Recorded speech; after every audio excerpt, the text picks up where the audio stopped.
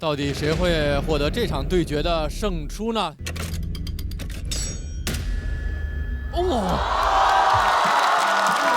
但阿成很高啊。刘成这分儿太高了吧，我天！首先我们恭喜辛博胜出，同时阿成186票也是非常优秀的成绩。阿成有什么要和大家托付的？其实今天挺开心的。一个是刚刚没好意思跟大家说，就是我演稍微有点意外状况。我一开始我那个段子里面是先不说跟大鹏导演一块拍的，本来我那说什么说对不起，能不能不要写成段子，我这里才 cue 大鹏导演的。结果他们提出来，我就临时改了几个梗，那个同人的梗就是临时加出来的。我当时讲完这个梗，我觉得特别开心，我觉得我临时能想出来一个这么厉害的梗，哎，我还是那么强的编剧。但是最后我觉得能演成这样，我就很高兴了。然后也没什么太多要说的，唯一要说就是现在我们老演员里面组长只剩杨蒙恩一个了。你也快点走吧。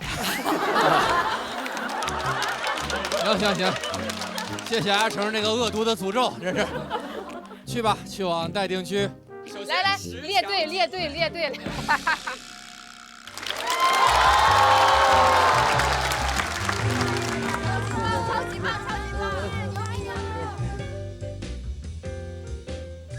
哎呀，都是老朋友。你来了我就高兴了，哎呀。一会儿杨蒙恩、于翔宇都在这屋，咱们这屋可太热闹了。太热闹。第4、第5、第6、第3，哎呦，太好了。其实付航也应该过来，他也被干了，你知道吗？好的，有人要继续向辛博发起挑战吗？倒计时5秒钟。这个别挑了吧。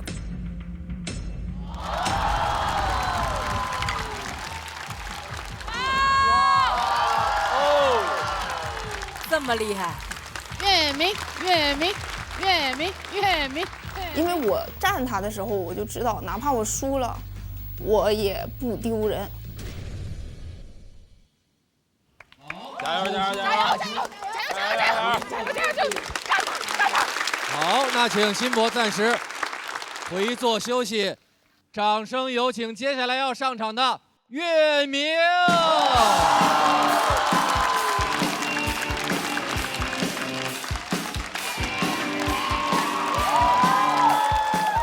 大家好，我是岳明。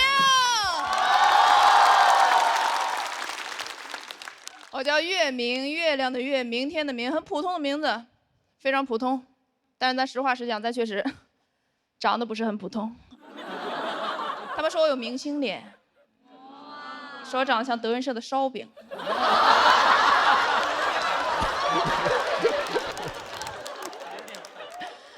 郭麒麟老师叫师哥。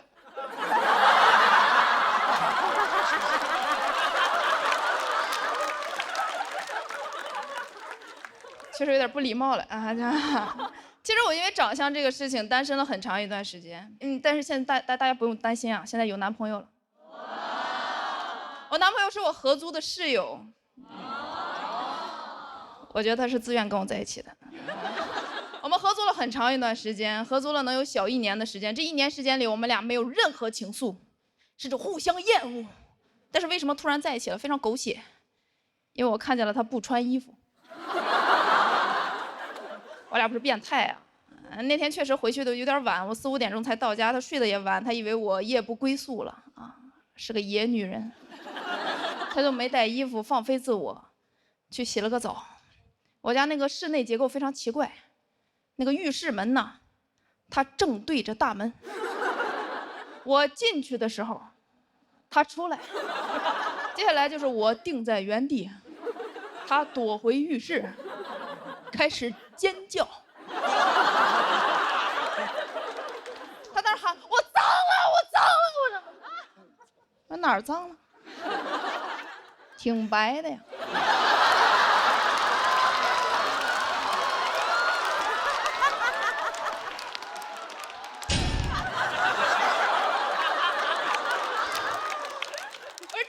责嘛，这不得啊？我这么有责任感的人。然后慢慢有点暧昧，然后就在一起了。在一起之后，我发现他确实是个很特别的人，他走到哪儿都是最显眼的那一个，不是因为他白啊，因为他没有头发。不仅没有头发，他还有一脸大胡子，就是上面没有，下面有，毛发守恒定律。你们见过那个鲁智深吗？长成那样，他长得挺吓人的，但是他其实是个很温柔的人，他是很敏感、很温柔的人，而且不太善于跟人发生冲突，但是他确实吓着过人，吓着我邻居。我邻居是一个主播，非常勤奋，每天半夜在隔壁学青蛙叫，就那个点儿青蛙都不叫了，男朋友忍不了，直接走到他们窗户底下，啪就把窗户打开了，就这么盯着他们。我跟他一起去的，我说你看啥呢？他说我就看他们怕不怕进蚊子。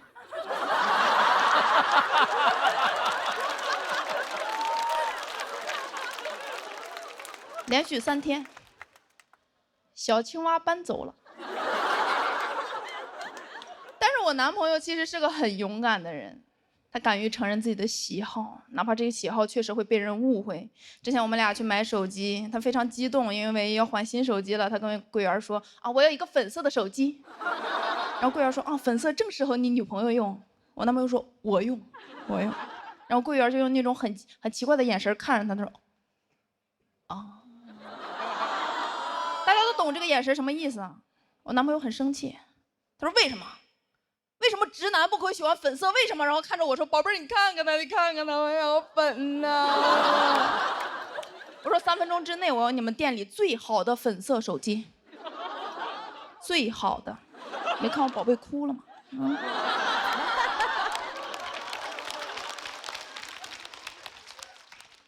店员当场拿出了一台 vivo S30。粉色青春洋溢 Live Photo 神器，最适合记录我男朋友的梨花带雨时刻。其实我很羡慕他，他可以释放自己的情绪。我是个情绪非常压抑的人，我小时候一哭，我家里人对我最常说的话就是“男儿有泪不轻弹”。咱不知道谁是男儿，反正我听进去了。所以我是一个很羡慕他，他说哭就哭，他哭起来像那个鲁智深葬花。有一种残暴的美感，我看着都怪好看的。他们都说眼泪是男人的黑丝，他有一沓黑丝，就导致我在这段感情里非常的不解风情。我甚至不知道他为什么生气，真的。我俩第一次吵架就因为我俩出去玩，他买了一束花，我随口说了一句，我说这个花杆有点长，我家有花剪子，回去剪一下，人家生气了，因为我说的是我家。不是咱家。他说我觉得你把我当外人，然后就像个竞走运动员一样冲出去50米，回头发现我没有追他，然后他像一个狂暴的鲁智深站在马路中间开始骂我：岳明，你个丧良心的，我觉得你根本就不爱咱家。我说这个男的有点意思啊。在路灯底下一闪一闪的，但是他哭得太厉害了，我觉得我应该安慰一下他。我说你别哭了，男儿有泪不轻弹。他说那我就不是男儿。我说我当年怎么没想起这句话来啊？但是我男朋友其实很好，家里头很多事情都是他在做，媳妇做饭照顾我，他做的都很好。又能收拾家里，又能收拾邻居。我觉得这种男朋友还是不错的，但是很多朋友还是会跟我说，他说他赚钱的能力很差呀。我说赚钱能力不能放在我身上吗？就我负责赚钱养家，他负责鲁智深葬花，我觉得挺好的。谢谢大家，我是岳明。谢谢岳明的演出，喜欢他的朋友千万不要忘记为他投票。3、2、1，请锁票。再次谢谢岳明。想问问大林，那个让你叫师哥的时候是什么心情？乐师哥的时候我觉得还好，但后面你说那真白呀。相信我，这个房间里没有人比我更了解烧饼，因为我从小跟他住一被窝，他就是那样。我现在需要回去劝他生一个闺女了，这个太可爱了，你不觉得月明特别可爱吗？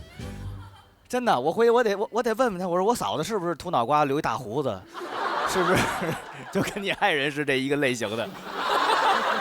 我现在跟做梦一样，因为刚才我好紧张。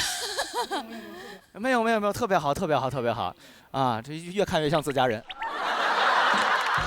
没有，那个刚才我们那俩估计得淘汰了，但我现在开始保你。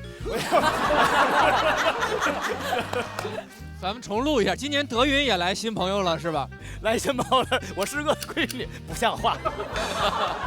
我觉得挺惊喜的，就是你讲的跟你家的鲁智深那种CP， 我是磕到的啊。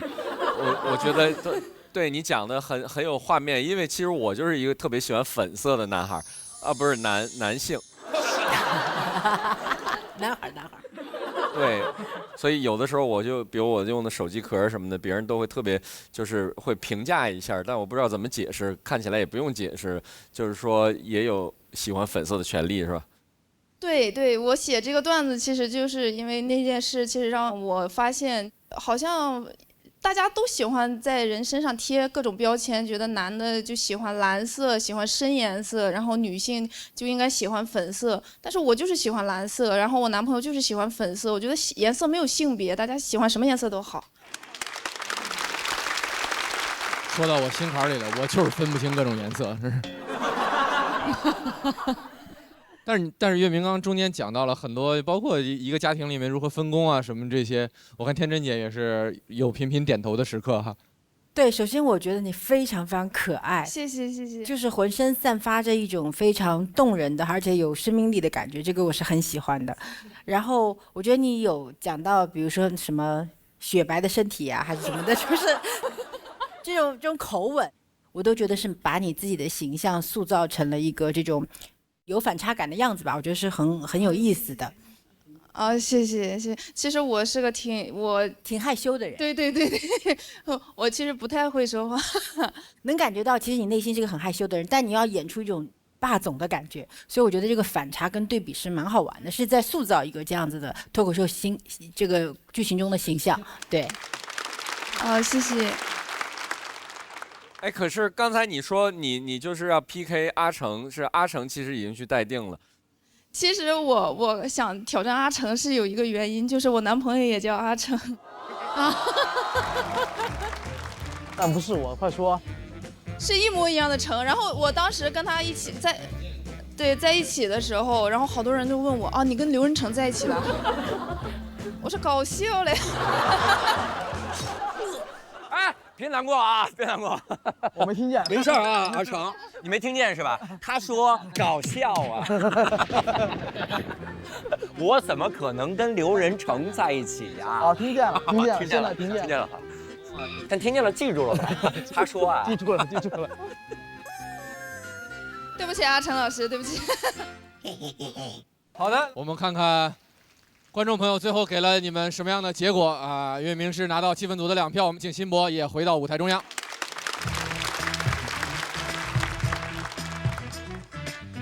究竟谁会获得这组对决的胜出呢？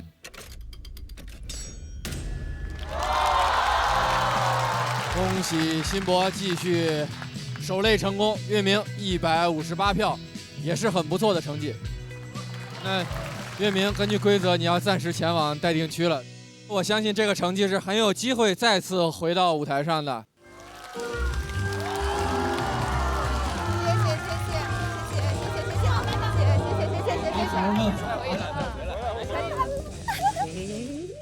谢。大家好，我是阿成。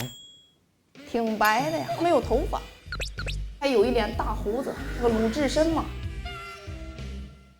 粉色的牙刷，他的粉色小帽子，还有他最爱的星之卡比。讨厌，不要再说了。大家好，我是快乐观察员岳明，前方呢是我的队友阿烟，我们来看看他快不快乐啊？阿烟干嘛呢？在改稿啊。你快乐吗？快乐啊，这个梗我都想笑。那我们就来拍个 live 吧。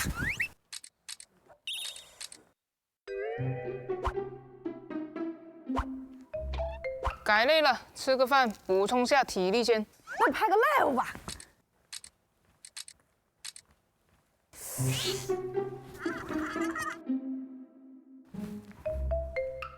算了，还是去运动吧，运动使我快乐，热个身先。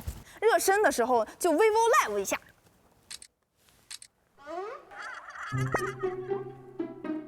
你可能看不出来，但是我本身就很快乐。我是没看出来，但是他看出来了。vivo S30总能让你的快乐 live 起来，快乐你就 vivo live。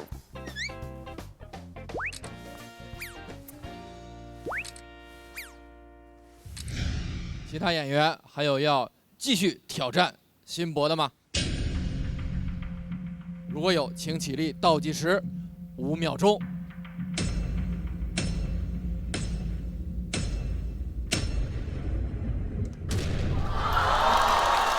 没有人挑战，意味着辛博拿下这个晋级名额，恭喜你！请让我们也看一下辛博最终取得了怎样的成绩。哇，190票。我原本的职业是销售，我来这个节目，我就是想把我的内容销售给更多的朋友，还是零元购。辛博是我感觉挺难得的，他顶住巨大的压力挑战了那个阿成。因为他这边搞的好像是新写的，演的风格还是就贼稳，很纯粹，大家在享受他的演出。我是完成了自己的销售考核目标，甚至拿到了一点小小的提成。我觉得单口喜剧做到最后就是一个个人魅力的活儿，我有一点吧，不多。恭喜辛博，请前往晋级区。来吧！恭喜辛博，一场精彩的演出。那么下一位要上场的演员，去年文本非常亮眼，同时散发着淡淡的死感。掌声有请陈数。喜剧之王陈数，单口季第2季陈数。加班猝死，不解决加班，解决猝死。就有没有一种办法，他既远离人烟，又不会饿死？出家。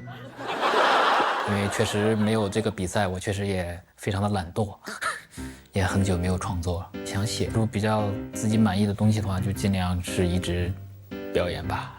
参加节目以来，生活有变化吗？生活更好一点吧。现在自己租了一个房子，没有跟人合租了。啊，过年的时候给父母打了一些钱。能不能给我5000？陈数这小孩儿最松弛，去看他的，他跟林建清2个人都是挂在那个椅子上的。咋了，姐？选一下，选不选你呢？我也没选你，你也别选我了。行，去年一样啊。好。读的怎么样？敷衍了事，一点都对自己都不负责任。现在干嘛去？现在放松。目标啊，就是体面离开，然后尽量会好一点，尽量肯定还是尽量能够表现好一点。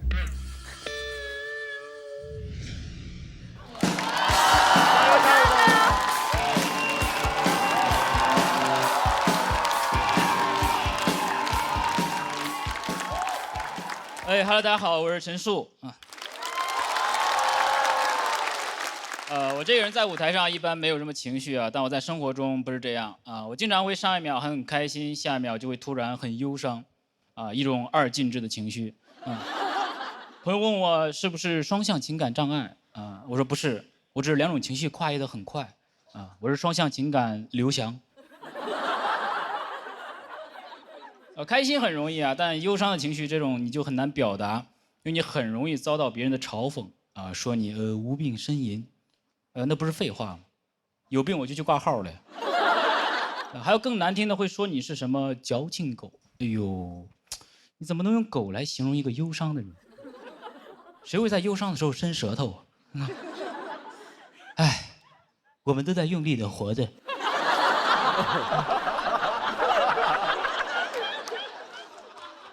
哦，原来小家只是忧伤是吗？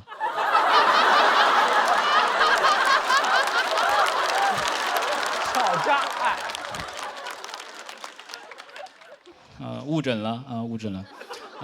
所以现在我有这种情绪，每次想要表达忧伤，就会很害怕别人会觉得我是在表演啊。因为说实话，哪怕是我自己在看别人的时候，也会经常有这种感觉啊。尤其是有些人的忧伤，他会在朋友圈和微博发2遍啊。你第1遍我相信你是真的在忧伤，在你发第2遍的时候在想什么呢？这是我的最后一次哭泣，所以刚才是倒数第2次喽。刚才我看的是你忧伤的点映场，很奇怪，在忧伤的时候你居然还能记着全平台发送，什么意思？不许动，你已经被我的忧伤矩阵包围了。举起手来，点赞。所以我经常在看别人朋友圈的时候会感到很困惑啊，尤其是有些人的朋友圈，你点进去之后发现，哎，仅3天可见，但有一堆置顶。这是让看还是不让看？你感觉他对每个时间段的自己态度截然不同啊！我3天前怎么样？你别管。但我2023年的5月24号凌晨2点钟诞生了一些多么痛的领悟，你必须要看一看。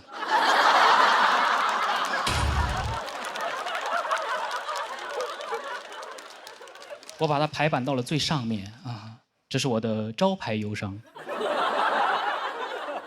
大家都希望别人能够只看到自己想让人看到的啊。如果毕业写简历的时候也能这样就好了。英语4级，计算机2级，精通 Office， 置顶，第1学历，仅自己可见。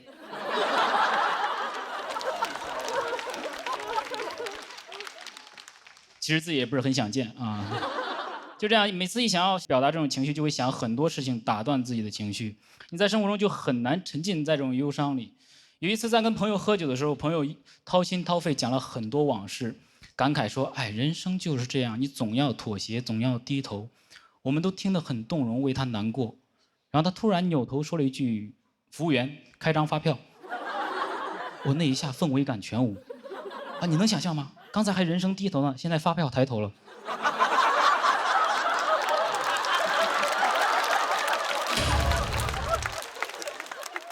忧伤就是这么脆弱啊！只要这种现实的东西一出现，就很容易被打破啊！你很难同时是一个诗人，又是一个纳税人啊！因为诗人一般都没到启程点嘛。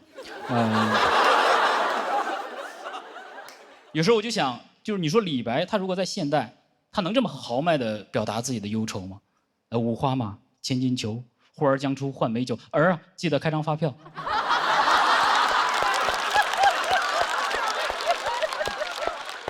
月儿报销万古愁，岑夫子，丹丘生，群收款 A 一下。完全没有感觉，一点都不浪漫。现在的生活就是太现代了，这种现实的东西太多了，你很难专注在自己的情绪上。有天晚上我非常难过，想喝酒，外面还下雨了，我就只能以一种忧伤的状态打开外卖的便利店，选了一瓶酒，然后我就发现，哎，满20起送。满39免配送费，神券满49减8，膨胀一下满49减10，那就相当于还是39，白拿10块钱的东西。哎，这收藏关注又减2元，加群还可以领券叠加。那要不再买块巧克力吧？听说这个下雨天巧克力和音乐更配。哎，这超值单品里还有一双1块钱的袜子。1块钱的袜子，但我平时在淘宝买是20双18块钱，18除以20，那就是9毛钱一双。哎，我忧伤呢？我忧伤哪儿去了啊？我忧伤哪儿去了？怎么走了太久就忘了为什么出发呀？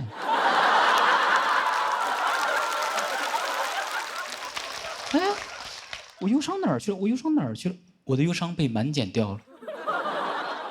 解忧杂货铺。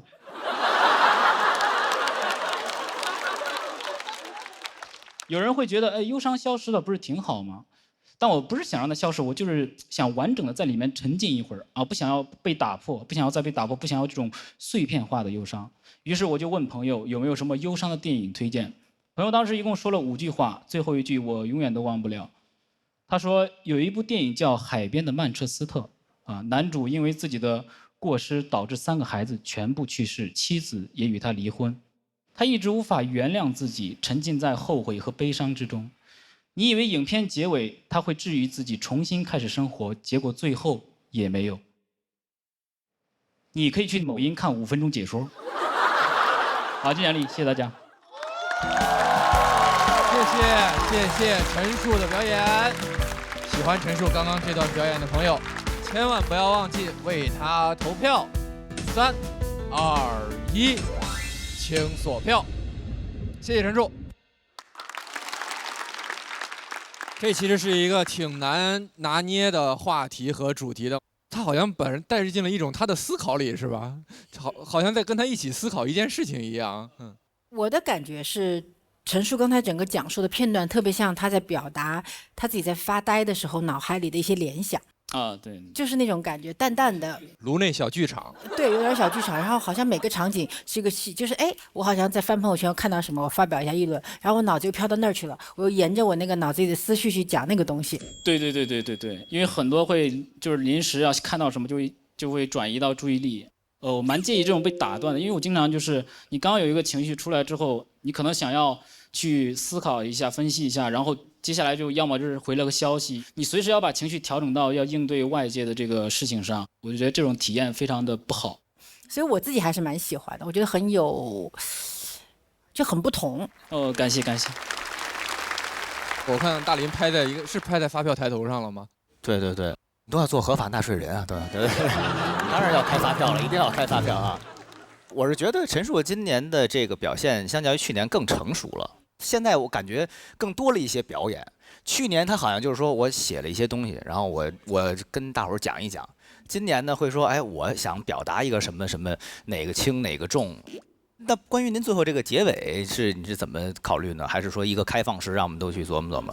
一般大家的结尾都是那种很炸的收场嘛，但是，我是觉得，很多剧作不是这么来的，它其实是高潮在尾声的前面，后面是有一个轻轻的尾声，我是想要大概这种感觉。就离场感受，让我们回去自己再能多琢磨琢磨。对。是，就是跟其他的朋友们比，他的那个能量有点低，这是他的一种表演状态。他自己维持在这样一个频率，然后这个频率还是有点就是困。他也许是一种高级。就跟我们比如说拍戏或者看一个电影似的，这个电影有各种各样的类型。我觉得刚才好像看了一个文艺电影啊，你这还是得去威尼斯演，你知道吧？这边高级。我觉得很佩服你身上那种非常坚持做自己喜欢的类型的喜剧，尽管这个东西可能没有那么讨喜，没有那么炸场，但是你在坚持自己的思考，我觉得完成了你自己不断的进化，非常欣赏你这一点。谢谢陆姐。陈数的表演也获得了气氛组的2票。那么接下来依旧开启挑战环节，其他组的演员是否要挑战陈数？如果要，就请起立。倒计时5秒钟。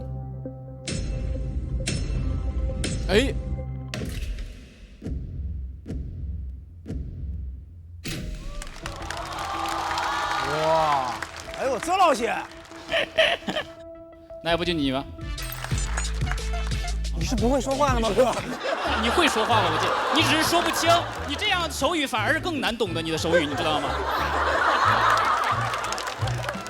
看一下他怎么回击我。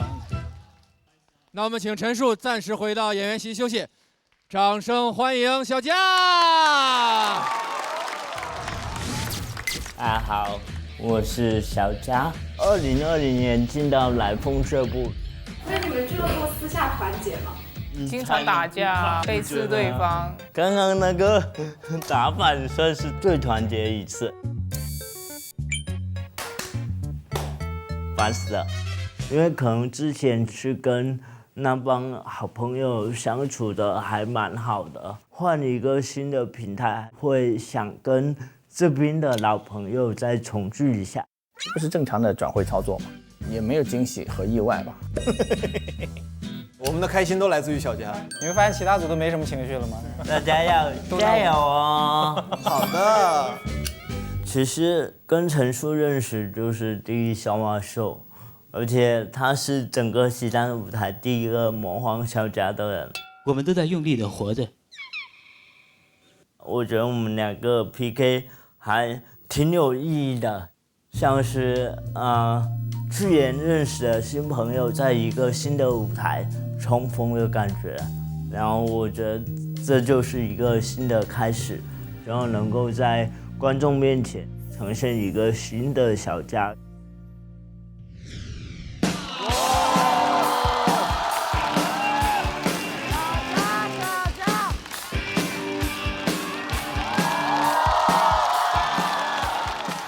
各位辛苦了，我小佳。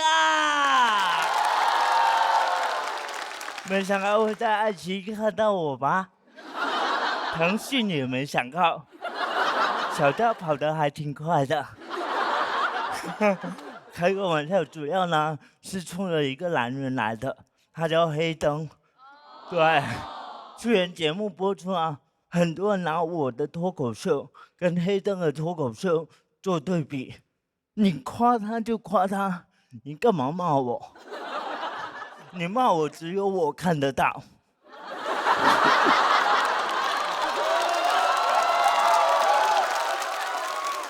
对吧？很多人说黑灯的脱口秀一点都不利用身体优势，而且讲得清楚，他讲话根本就没有问题啊，对吧？他一个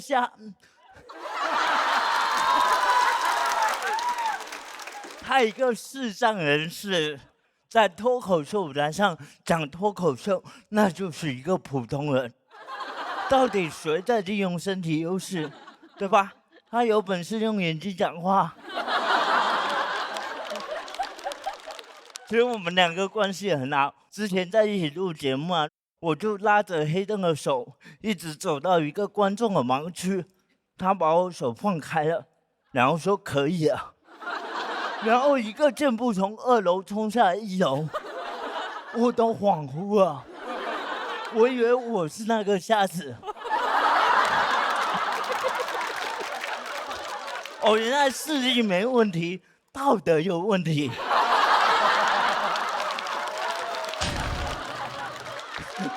工作人员还跑上来说：“小佳老师要不要扶你？”我气死了，我说我看得到。他说：“你说什么？我听不清楚。”今年呢，还写了本书，然后节目播出之后，应该都可以买得到了。我朋友说写这本书是为了骗钱吗？我说我要骗钱，直接募捐不就好了，对吧？以我这种天赋，我甚至可以直接要。这本书写得很辛苦，不是说内容，而是说打字，都是我用一个手指一个手指敲出来的。知道的在写书，不知道以为在发电报，发的时候还触电了。我朋友说你可以试试语音识别文字啊。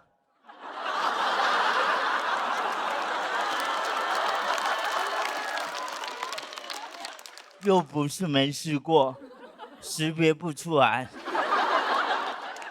我其实很喜欢写作，我中学时就是我们校报的主力干将。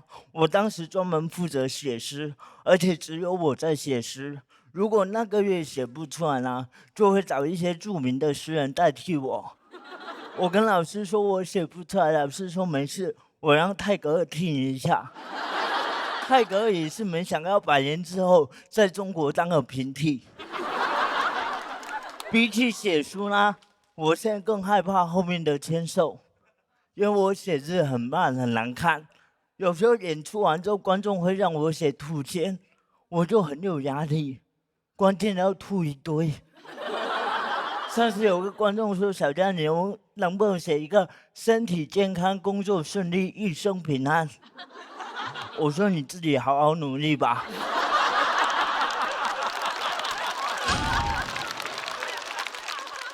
我保佑你好不好？我其实是左手写字的，又慢又难看，但已经很好了，因为右手更慢更难看。简单来说呢，我写字就是左手右手2个慢动作。所以易烊千玺演那个小小的我都是命中注定。哎，有人看过这部电影吗？看过是吧？很多人说我是这部电影的动作指导。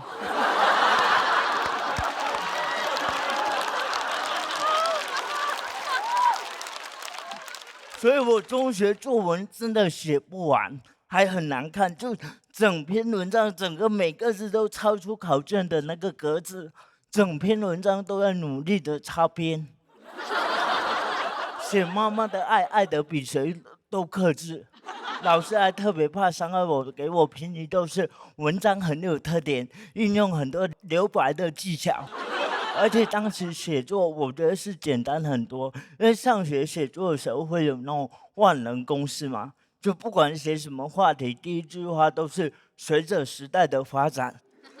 随着时代的发展，我有个妈妈。哎，别人写可能是在乱编，但我写同学看了都很感动，说太好了，你妈妈终于回来认你了。而且为了凑字数，800的文章啊，有20句名人名言，感觉那些名人在我文章里做萝卜蹲游戏，你知道吗？孔子说，孔子说完，老子说，老子说，老子说完，老子还没写完。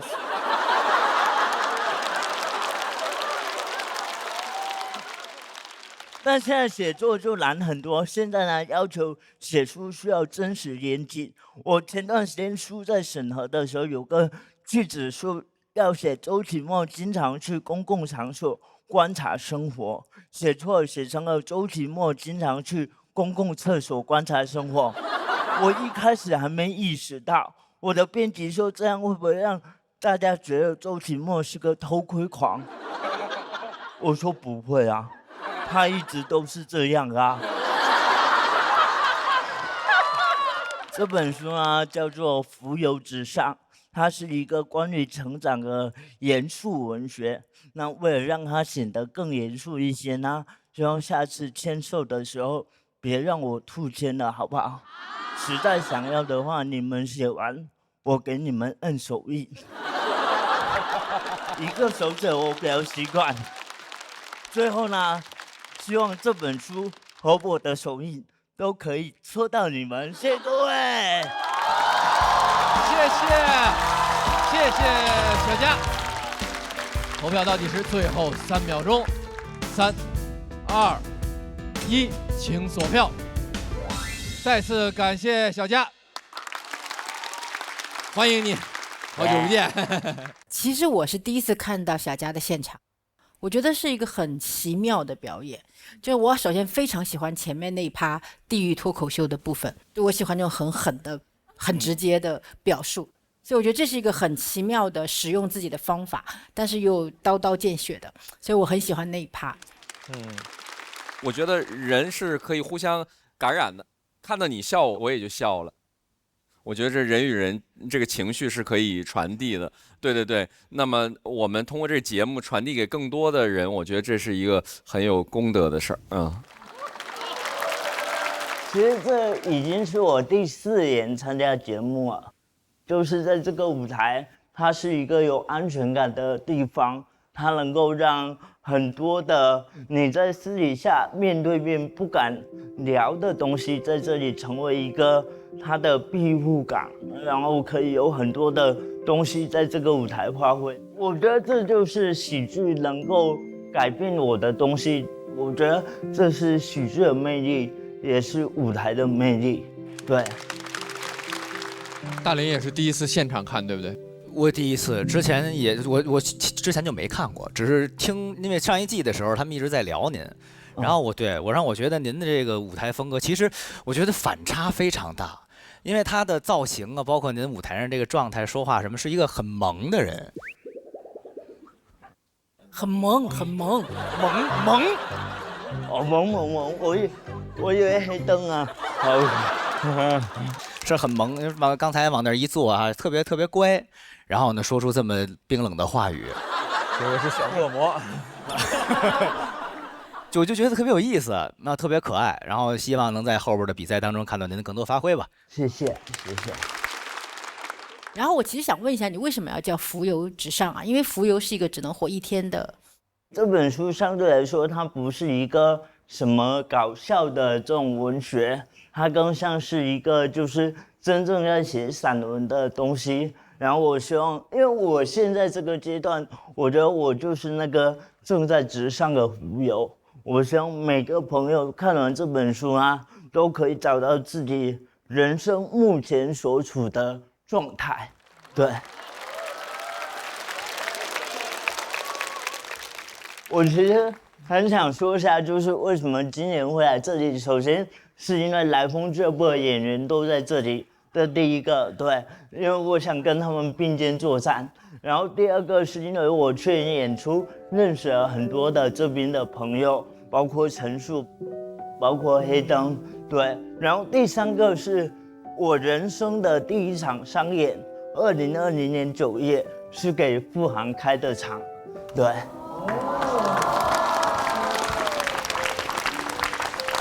我很想跟你说2句，哽咽了。但是我现在真的我就想表达，我真的都说话这么不方便，就发微信吧，求求你们了。都是朋友。In my heart。而小佳确实是一个带给大家非常多能量的人，不光办那个地狱笑话秀，还在自己的社交媒体在微博上发起那个特别缺德的小佳模仿大赛。对。大家好，我是小佳。小佳拿皮。我跟你说，就欠你要吧。我以为说话已经很精髓了。因为大家都是喜剧演员，都是脱口秀演员，平时私底下真的开玩笑开惯了，有未成年人不建议模仿。其实我真的要说一句，其实已经这样了，就是小佳第一次跟我一起演出，也是他第一次的上演。然后他们俱乐部的老板 Lucy 不知道在不在现场？在。Lucy 是从最开始，然后发掘小佳，让小佳说脱口秀，然后把他慢慢变成一个演员，然后恨不得就是照顾他一起，就是住的地方。你那时候住的应该是一个非常城中村，反正就是不舒适，很小的一个，可能连床都没有，我记得好像。床是有的啦。谢谢 Lucy， 谢谢 Lucy， 谢谢 Lucy。其实那个这个地狱笑话秀就是来风俱乐部办的。我觉得这个地狱笑话秀可能是近几年来我个人感觉最具有单口喜剧精神的一件事情。而这一切事情能发生，确实就是因为有来风这个俱乐部，有 Lucy 这样一位非常优秀的女性主理人。谢谢，谢谢你。厦门来风不养闲人。你偶尔也养一些吃晚饭的吧。对。好的，恭喜小佳获得了气氛组的3票。那小佳挑战的是陈述，我们请陈述也回到舞台上。好，那2人最终的对决结果会是如何呢？请看大屏幕。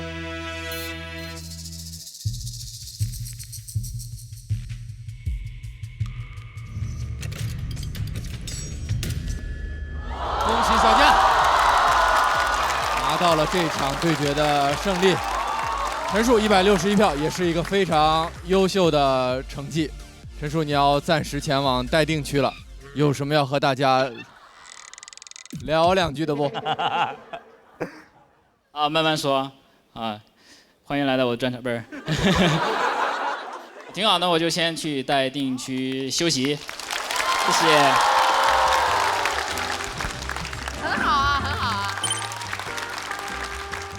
去休息一下吧，陈述。恭喜小佳不仅获得满票，也获得刚刚比拼的胜利。那么，还有没有人要向小佳发起挑战呢？请考虑，如果要挑战，就请起立，倒计时最后5秒钟。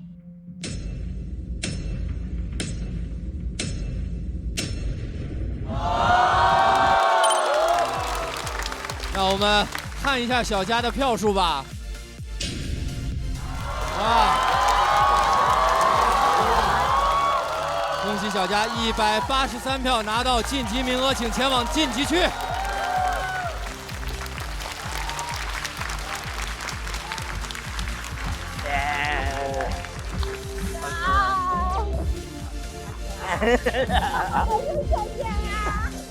小佳给我的感觉就是一种无尽的生命的能量，那就是一个能量体最本源的样子。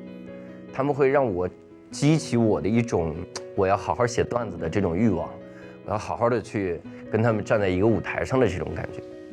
我觉得今年可能会在喜单有很多的突破点是，可能大家知道哦，你不仅是一个搞笑的喜剧演员，你也是一个作家。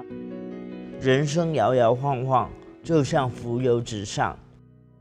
就浮游，大家都知道，它是一个埋在水里的生物，然后它活在这个世界上，跃出水面，仅仅只有那么1天的时间，在这1天，他要完成人生中很多事情，努力奋斗，慢慢的用力，等待跃出水面。比赛继续，我们下一位要登场的演员是钟英户3语，单口喜剧能力者，也是俱乐部的主理人。我们掌声有请 Nora。Hello， 大家好，我叫 Nora 杨梦琪，我呢是一个多语种的脱口秀演员，同时也是 Spicy Comedy 的创始人。Spicy Comedy 是你的 idea 吗？Nora 特别厉害的自媒体的博主，早就用自己的互动，用自己的段子征服了无数人。But I mean, books and music, they're so important in the world, so I would just sacrifice you. 其实我非常佩服 Spicy Comedy， 对，它属于是打开了一个全新的市场。Gentlemen, so we finished the show this afternoon. Oh my God, you're here for both listening and speaking. That's 佢諗住咧 ，Spicy 唔係一個 comedy club， 係一個 language school。佢話公司是哪一個區啊？浦東區，怪我哋。然后我们的演员呢，也是来自于各个国家的。我们不但有中国的演员，我们还有来自南非的、阿拉伯的、美国的演员等等等等的，就是希望能够呈现一些不同文化的，然后多角度的一些喜剧给我们中国的观众。我们同事们都非常的鼓励我，他们说，如果你这次比赛结果不好的话，就记得后期把 Spicy 都逼掉。就是我开了一个 comedy。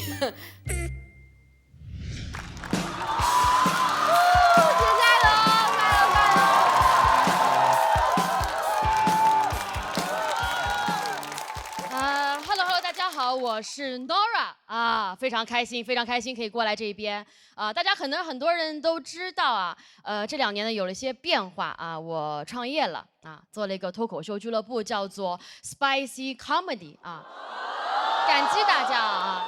我也第一次创业嘛，我觉得创业真的太烧钱了。我们剧场呢是开在了新天地啊，可能是上海租金最贵的地方之一。没有演出的时候，我都很想把这个场子给用起来。我侄子生日，我就说姐姐，人一辈子只过1次生日，你要搞个 party 嗨起来，你把侄子、托儿所所有的 homie 都叫过来啊，场地我打折，小朋友们啤酒免费喝。我这个场地租金太贵了，我爸很心疼我，他想表达爱，但我爸表达爱的方式就是夸张，他想把我们这个剧场推荐给他的朋友。他的话术是这样子的，哎，朋友，我女儿很结棍的，我女儿在新天地啊，哼，搞了块地方。哎呦，我女儿很结棍的，我女儿搞了个什么脱口秀俱乐部，哦，对，跟会所差不多地方。哎，我女儿不容易啊，一个小姑娘搞了个娱乐场所。我去看过的，他下面搞了一批人，有男有女。这批人我女儿亲自培训的啊。他最厉害的地方得不啦？他下面还搞了些外国人啊。我女儿一个小姑娘，什么南非人、阿拉伯人，最近还搞了些美国人。朋友们，最近进口关税多高啊？啊！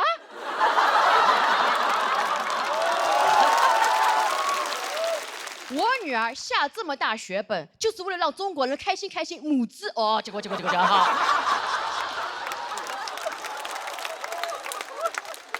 非常开心啊！就我爸真的很关心我，但是呢，我爸有一次来剧场，看到这个票没有卖完，他就很心疼。我们同事跟他开玩笑说：“叔，新天地有很多的外国游客，你能不能把我们的演出推荐给他们，用英文？”我爸说：“哟，我英文不来塞的呀，我一个老年人，不过没关系的，这个事情很简单的啊，我就跑到马路上，我看到外国人我就抓住他，我说 You want happy？”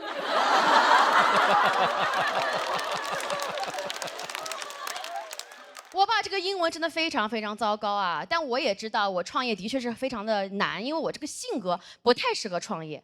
我这人非常在乎别人的想法，但我见过很多老板，我觉得老板大部分自我感觉都很良好。以前上班的时候呢，被老板知道我兼职做脱口秀了，从此以后，每一次客户吃饭都会带上我。项目聊完了，老板就开口了，他说：“王总啊，你看过脱口秀吧？”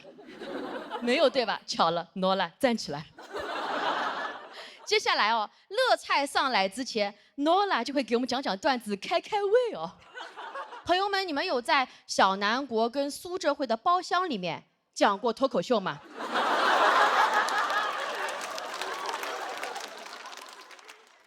哇，圆桌旁边坐的就是老板和你的客户，大家穿的都很商务，只有你一个人站着。服务员推开门，以为有一个服务员又出去了。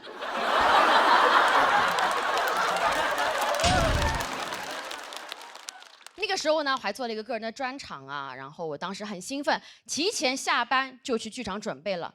当时100个房间把我给震惊到了，因为坐着70、80个人，就是我的老板跟我的同事。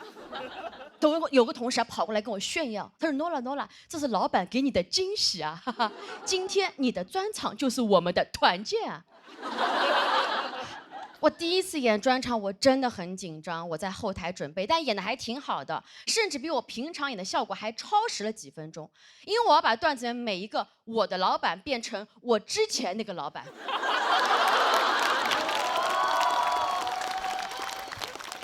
创业已经这么难了，我还给自己上了个难度啊！我选择跟我的老公一起创业啊！我老公这个人真的是太爱工作了，他有多爱工作呢？就是在我身边，他就会聊工作。哪怕我们去到世界上最好玩的地方迪士尼，他得说：“天哪，老婆，礼拜一都这么多人，还是迪士尼会做生意。”这样子，明天开始你的海报上就写诺拉贝尔。我们累了一天，回到家躺在床上，都准备要睡觉了，他会突然睁开眼说：“我有个想法。”我说：“老公，床上是不能聊想法的，因为聊出来的都是 bad idea。”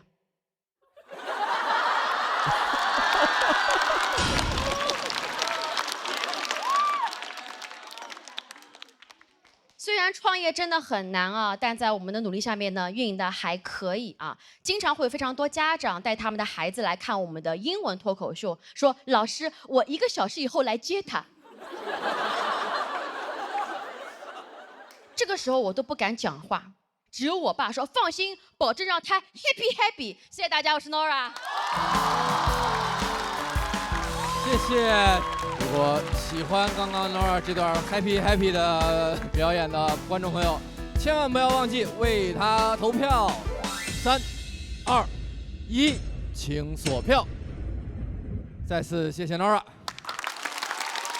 谢谢大家，谢谢大家。用脱口秀推广自己的脱口秀，哎，一个套娃脱口秀。同样也是创业者的创业女性的这个天真姐。这个看到 Nora 又回到这个舞台上是什么感觉？对我首先很开心，因为你有2年都没有参加比赛了，所以想问问你为什么今年愿意再继续回来比呢？因为我一直对舞台有一种恐惧感，我感觉我不适合这个舞台。所以我一直在自己剧场里面想做一些我自己觉得比较舒服的演出，但是我觉得这是也要感谢一个人啊，周奇墨周大哥，然后他也在背后推了我一把，就是我在跟他聊说我到底要不要尝试这个事情，然后大哥说，他说你都来问我了，你心里已经有答案了，否则你为什么问我呢？你感受。就是给了我非常大的鼓励，然后我觉得说我还是希望能够过来，能够多聊一聊，因为我觉得我新的身份跟新的生活阶段我还挺开心的。朋友们，我觉得女性创业还可以吧，当个女老板怎么了，是不是？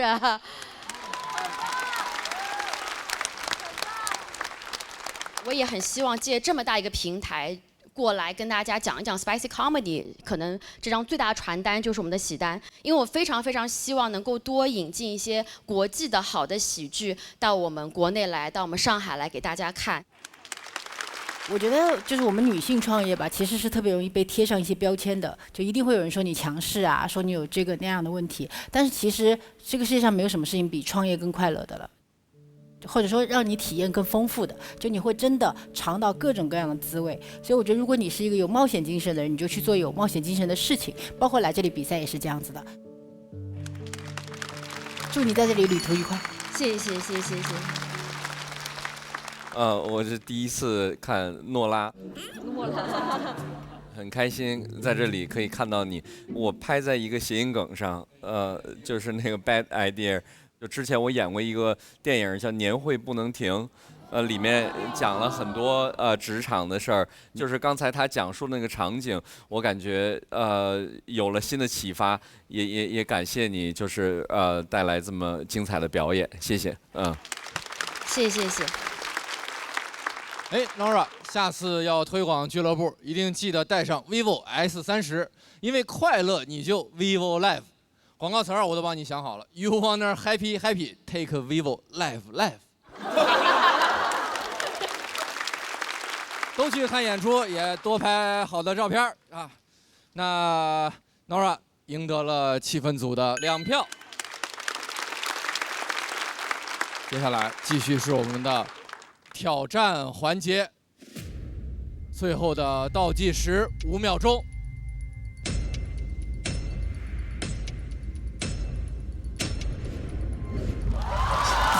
最后时刻有2位朋友站了起来哦，到了 Nora 你的反选时刻了。OK 吗，夏夏 ？OK 呀 ，OK。接下来吧。掌声有请夏夏。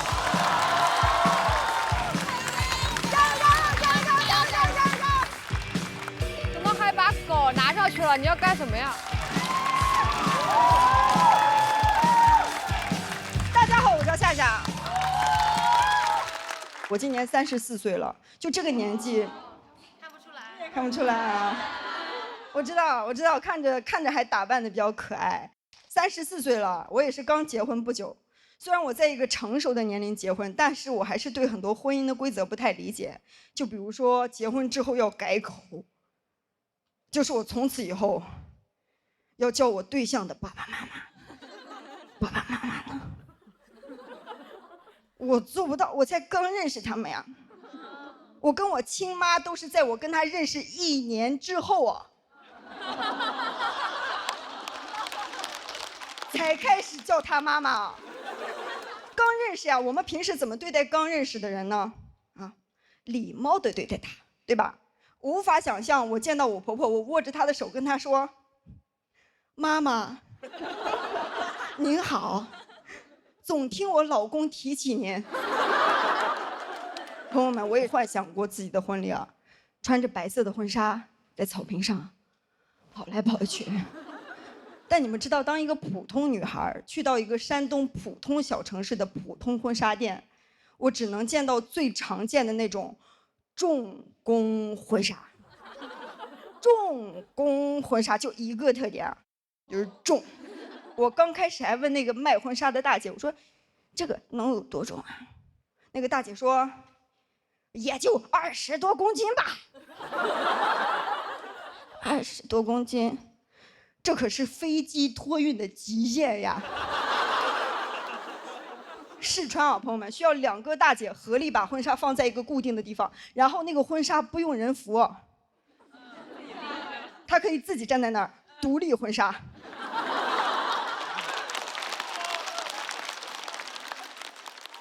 我第一次穿上这衣服啊，呀迷糊了，脸色铁青，我开始缺氧。朋友们，我住过2年的地下室啊，我都从来没有像那一刻一样，我是一口气都抓不上来啊。那玩意儿它会形成一个巨大的白色圆锥形，上面留一个洞，它看起来就像一个坟。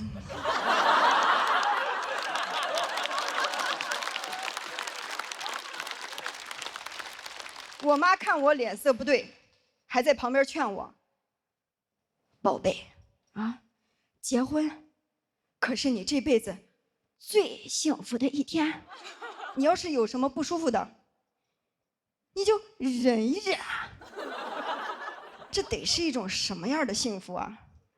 忍忍得幸福。还有一套衣服啊，叫做绣荷，大家听说过吧？结婚的时候要穿。它是一套传统的中式的服装，我后来也了解过这个绣荷的来源啊，它来源于2001年周迅的一部电视剧《橘子红了》，然后里边的主角绣荷穿了一套漂亮的婚服，然后大家开始模仿，这是它真实的历史啊。但是当时婚纱店的大姐可不是这么跟我说的，她跟我说，在我们山东穿绣荷结婚啊，是老祖宗留下来的一种传统。在古代呀，只有正房结婚才能穿绣荷的。我想了一下，我是正房啊，就我高低得来一套吧。我过了很久之后，我才发现我被骗了，朋友们。我有一天刷短视频啊，我刷到橘子红了，我才发现里边那个绣荷啊，是个三太太啊。还有一套衣服。叫做敬酒服，就结婚太麻烦了，要换好多套衣服。我不明白啊，就是我在敬酒的时候，我竟然要专门回去换一套衣服，然后出来给大家敬酒，太复杂了。我小时候看《水浒传》，里边的人敬酒都是不穿衣服的。我吐槽一下我老家那场回门宴吧，我妈太重视这场婚礼了，就她甚至给自己也准备了一套敬酒服啊，人家是真没白准备啊。所有人来的时候说恭喜都是跟他说，所有人敬酒都是找他敬，照片拍出来全部都是她和她的闺蜜，我全程跟在她后边给她拿手机啊。她那天太开心了，就是她见到每一个人都要重复一遍，今天呀真的是我这辈子最幸福的一天了。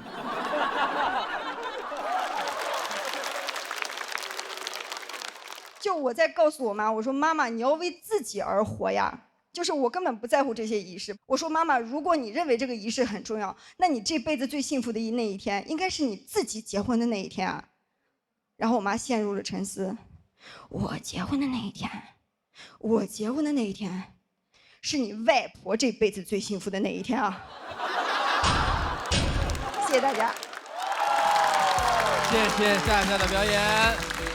投票倒计时最后3秒钟，3、2、1，请锁票。夏夏最近是不是有专场正在演？对，我的第2个专场就是《愤怒到凌晨4点》在演，就是大家放心，那个专场和今天是完全不一样的质量。好像小鹿去年也是讲了这个婚礼啊，这些事情，对不对？对。夏夏刚才整个就是她对这段真实经历，以及很多女孩子现在跟妈妈都在处理这些问题，所以我非常能共情你刚刚说的。其实她在操持这场婚礼，好像你完全消失了。对那种感受，所以你刚刚说的每一个点，我都觉得非常能击中。然后我也知道你今天非常焦虑，但我觉得你表现得非常非常的好，你要对自己有这个自信。我觉得可以了，真的我可以了，朋友们，我非常开心了。气氛组的各位组长对夏夏今天的表现感觉怎样？对了，我可以先说一句吗？我谢谢杨天真老师。其实我上次来的时候表现也是很不佳，就是杨天真老师也给了我1票，我就觉得那是一个鼓励票，还是非常感谢杨天真老师。不仅仅是鼓励票，我觉得首先你今年比去年肯定是有进步的啊。其次呢，我觉得你挑战了一个非常难的话题，就是中国女性委屈感的传承。这个东西非常难讲。我也确实觉得这种传承下来的委屈感其实是可以在我们自己身上结束它的，只要我们不想让自己受委屈，我们就不要去受这个委屈。所以我觉得这个观点其实还是很重要的。谢谢杨天真老师。我觉得其实那个夏夏这个改变挺让人欣喜的，就因为您很朴实的把这么一个挺大的这么一个事儿啊说的这么举重若轻，而且就像姐说的，说这个一代又一代的传承，那个姥姥最幸福的一天是妈妈结婚，妈妈最幸福的一天是你结婚。但我觉得您最幸福的一点是，您幸福的哪天取决于你自己，不取决于别人。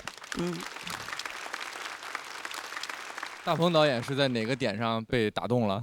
就是我拍的时候是最后的那句话，我觉得这个觉醒，感受到了，但是我同时也觉得妈妈和姥姥的不容易。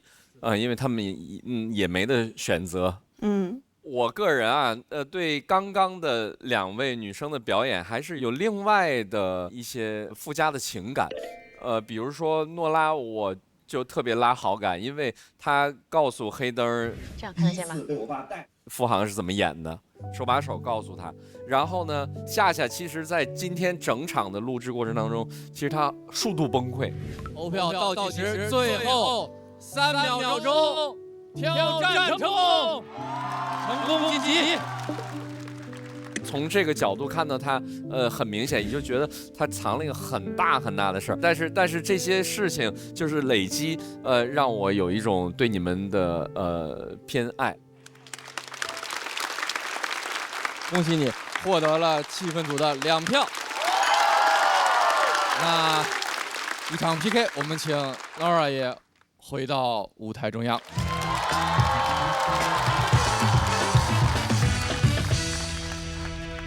结果还是有些难预料的，请看大屏幕。Laura 胜出，恭喜 Laura！ 同时夏夏139票，根据我们的规则，可能要暂时前往待定区。还有什么想和大家说的吗？就是我作为一个线下演员，其实我转线上就是很难成功。我觉得一部分是因为我的心理素质特别差，我觉得我就是一个普通人，是一个非常普通的人。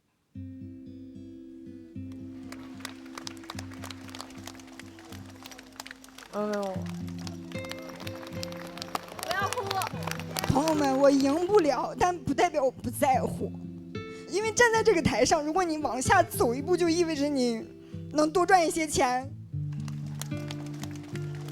然后你就可以不用再租房了，就能多赚一些钱，就可以买房，就是你再不用过那种北漂的日子了。就是我觉得在乎，我没有赢，但是我非常在乎。这是最棒的！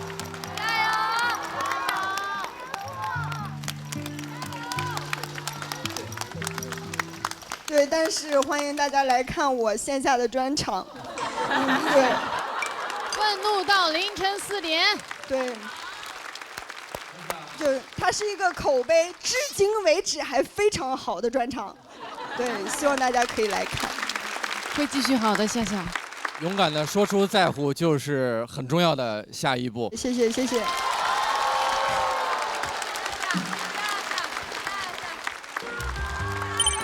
我们掌声送给夏夏。我觉得她是很鲜活的一个人，夏夏，如夏天一般热烈的女孩。夏夏那句话，真的说到我心坎里。其实大家都是普通人，谁会说站在那个台上说我不在乎，我就是在乎。这种机会对于我来说很珍贵。我也是小人物呀，就是那种，我可能因为生活所迫，可能因为各种所迫，但是我们依然乐观的活着。不一定是说要得冠军才精彩，就是觉得每个人都有每个人的剧本吧。笨拙的人也得活着呀，对吧？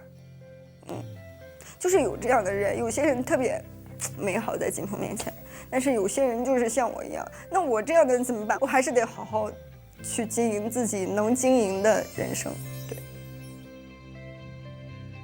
真的不容易，真的不容易，能理解，能理解。这个谁不是因为真的特别在乎、特别喜欢，愿意走上这个舞台呢？对吧？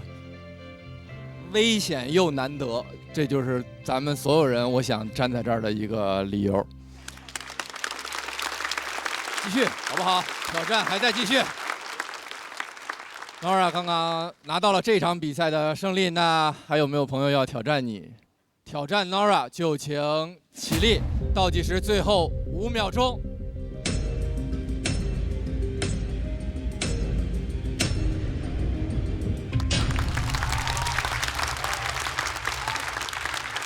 我们也看一下 Nora 最终的票数。恭喜 Nora，169票成功晋级，请前往晋级区。很难平静，因为接下来要上场的这位朋友，离开舞台时间稍微有点久，他想对我们说的和我们想对他说的都是同样一句话：我想死你了！掌声欢迎杨蒙恩。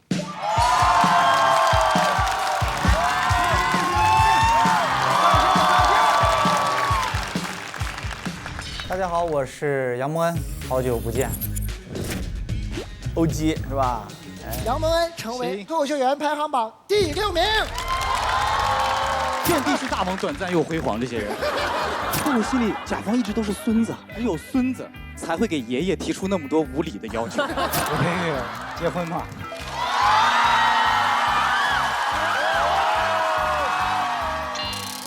因为有太长时间没有跟观众见面了，以至于大家可能觉得我是不是不讲脱口秀了，还是什么呀？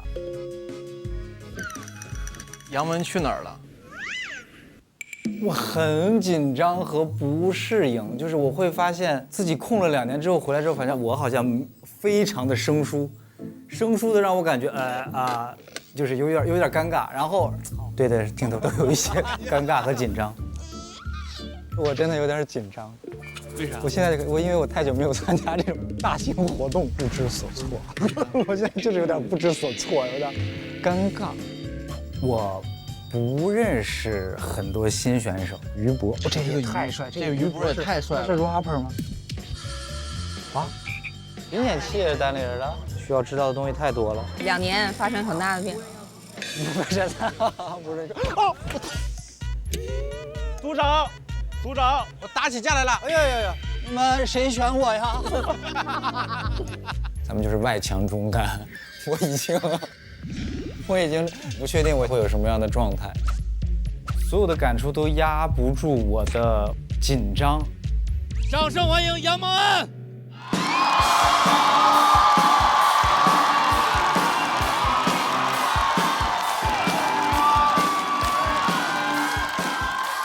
大家好，我是杨蒙恩。终于回来上节目了。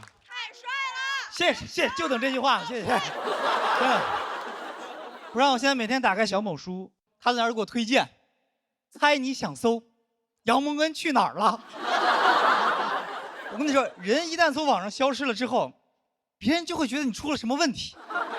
我还收到那网友发私信关心我说，蒙恩，看你好久没有发微博了，不知道是不是你的感情出了一些问题。我是《再见爱人》导演组的导演，有没有兴趣？我说 OK。朋友们，我这2年什么都没有发生，真的没有任何事。我这2年一直在准备出国留学。我去年1整年我都在学英语，然后考了托福，然后年底成功报考了纽约大学电影系的研究生。厉害吧，厉害吧？但是我没考上。我没考上，给我干懵了，知道吗？他们跟我说我分不够，我说我以为明星上大学不要分啊。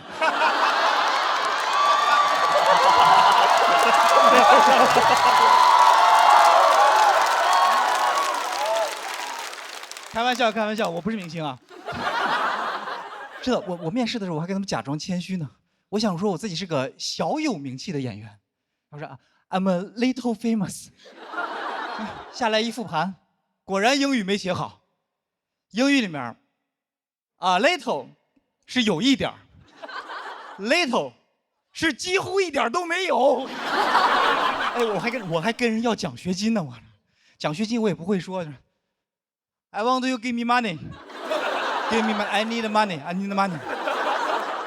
我这个面试总结下来就4个字儿：敲诈勒索。人那边也纳闷呢，说：“哎，今天面试一小伙子，一点名气都没有，还跟我说觉得自己巨牛。”我当时就不应该跟这些老外谦虚。我看 I'm little, I'm superstar, icon, influencer, 爱奇艺 SVIP 会员，是吧？只要我愿意，我可以这个面试结果我可以抢先看。我跟你说，我也就在现场这样讲，知道吧？这个段子能播了以后，你们看吧，那些 VIP 们呢，肯定在那发弹幕呢，什么 famous 是形容词，不能跟在 little 的后面。就你们英语好的，就你们英语好，他急了，我就是急了。我就刚跟弹幕吵了个架，不好意思。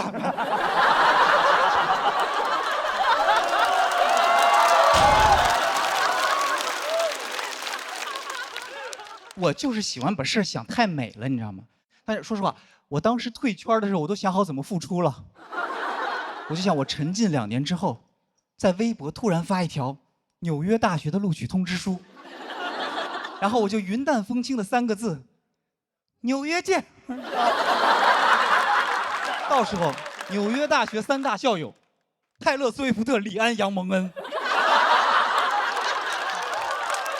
我都差点给李安发私信，我说学长，咱们学校在哪儿买脸盆呀？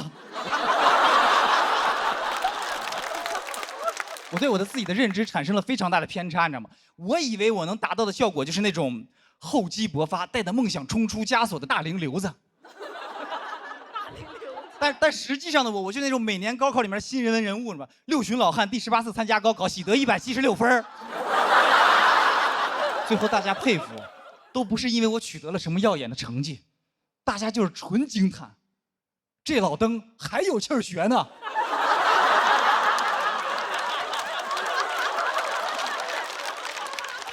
当初还有人给我建议，就说你直播呀，你记录考研过程肯定有流量。我就是怕打脸，我就是怕我在每天直播奋斗考研背单词，然后第2年回来，请问脱口秀大会在哪儿报名啊？其实这个我考研失败的段子，在我决定考研第1天的时候我就想好了，唯一的区别就是我回来了，但节目不在了。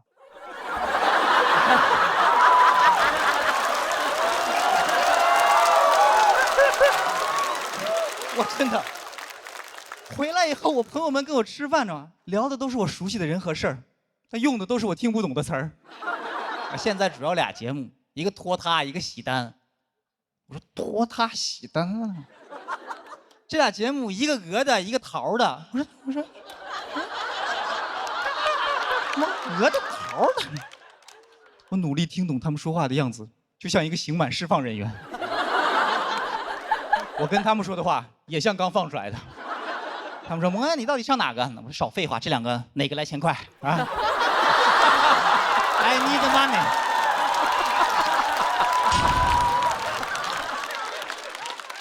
然后他们给我讲这2年行业有多激烈，对吧？有人塌房了，有人聊粉丝被爆了，有人被女友锤了，然后女性主义脱口秀遍地开花了。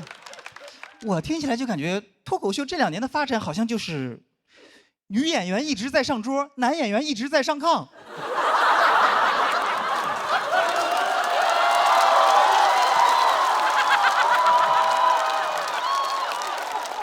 真的，之前还有网友给我发私信说：“蒙恩，我觉得现在有些女脱口秀演员硬上价值，你能不能出来吐槽吐槽这个事儿呀？”我说：“你让我吐槽什么呀？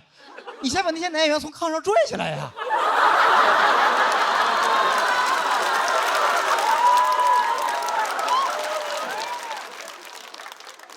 这个没有影射同行的意思，就是真的是这样的。然后杨丽还问我，杨丽问我说：“杨哥，这2年你发生的事儿，你就一点儿也不知道吗？”我说：“对呀，我真的不知道。我为了学英语，我关了朋友圈，我卸载了微博，然后一切社交软件我都远离，避免打扰。”他听完之后，他都惊呆了。他说：“天哪，就这都没考上吗？”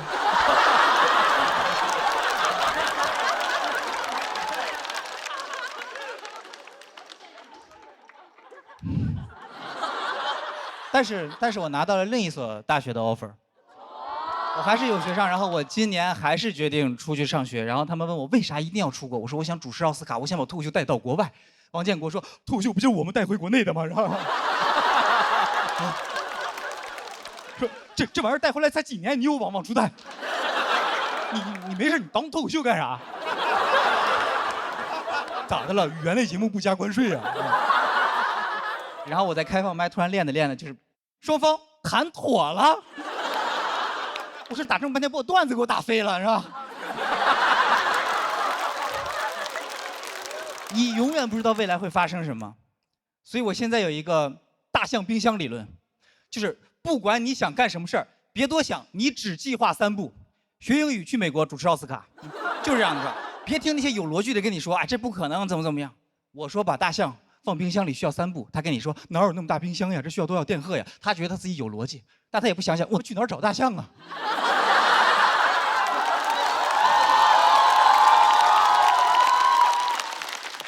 其实就是很多人都觉得你实现梦想才是成功，但我自己觉得就是，当我去追的那一刻，我就已经成功了。虽然最后没有成为李安导演的校友，还是有些遗憾。但是，李安导演你放心。以后我去纽约买脸盆，我指定还找你。谢谢大家，我是杨蒙恩。谢谢杨蒙恩。喜欢杨蒙恩刚刚这段表演的朋友，千万记得为他投票。投票倒计时，3、2、1，请锁票。欢迎回来。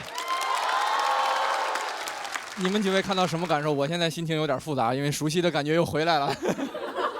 我记得我第一次坐上脱口秀的那个领笑员的时候是脱口秀大会第3季，那也是蒙恩第一次上节目。蒙恩当时有一个到现在都流传至今的话：脱口秀遍地是大王，短暂又辉煌。金句。我今天看到蒙恩回来，确实是觉得你好像变沧桑了。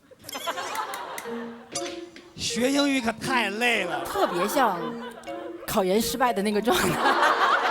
我从听那个段子开始，我就觉得很难成功，因为没有人管留学考试叫考研。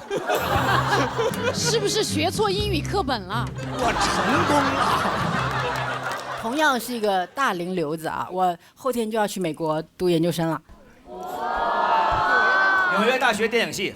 我去了南加大。哦，哎呦呦。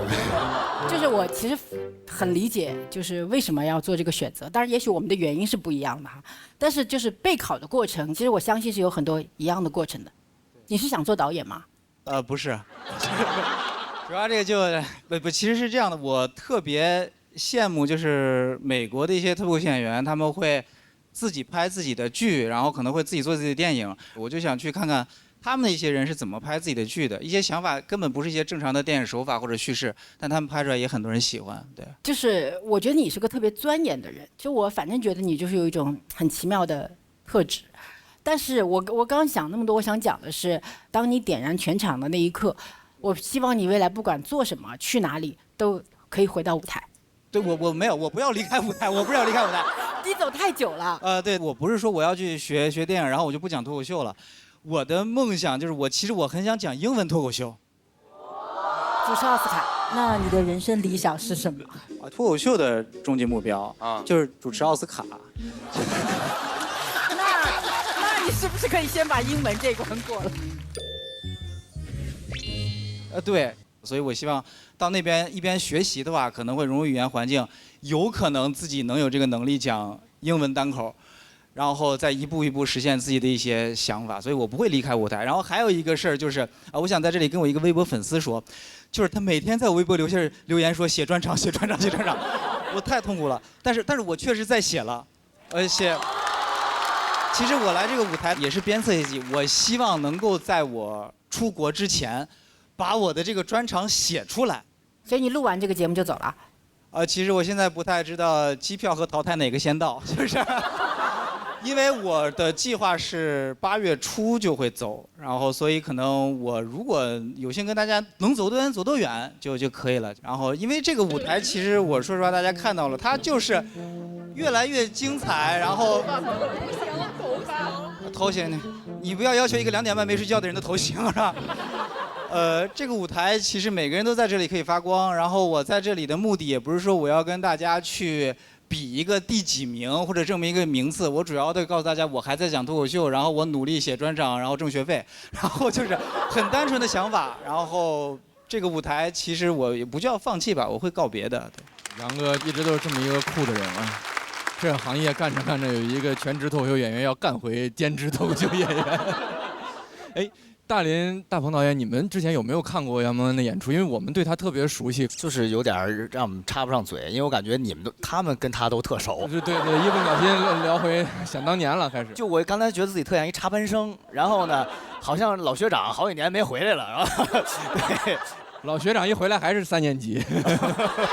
我之前看您不是那个说脱口秀，是演话剧那回是，也没有彻底的去感受您的舞台魅力，但还确实不是您这个老本行吧，就是这个对最能够最大限度展示您魅力的，而且确实是能在这个时候那个召唤起200多人的这个热情，确实很不容易。杨哥拿到了气氛组的全票，仍然要开启这一轮的挑战环节。有没有演员要挑战杨蒙恩？挑战就3步，站起来说脱口秀赢。最后的考虑，倒计时5秒钟。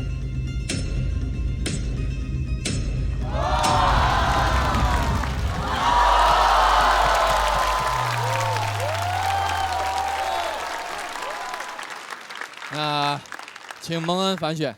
好，那我就正好说明一下，因为英宁是我在北京就认识的好朋友，我们17年就在一起讲脱口秀，而且我们以后也许会在未来的某个土地上一起继续努力。我选英宁。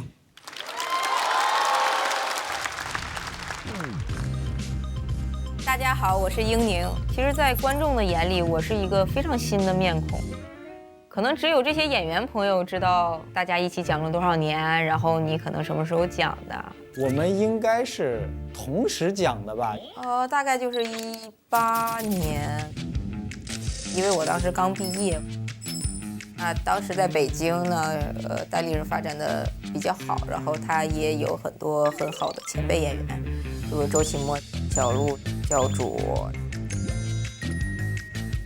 当时也是抱着一个想跟高手聚在一起，你也能学习的心态。当时就是从单立人开始慢慢开始讲。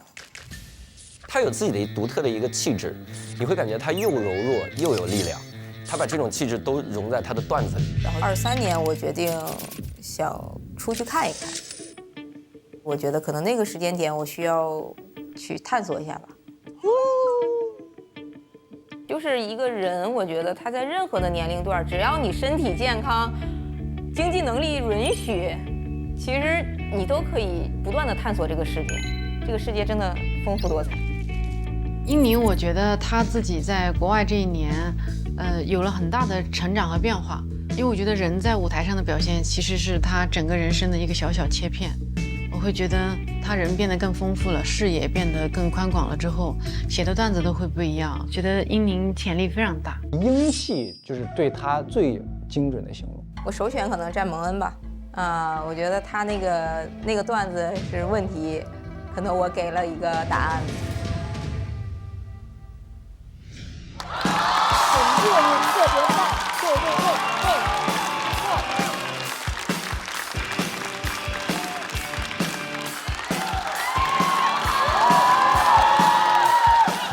那我们来了，后边的朋友，大家好，我是英宁。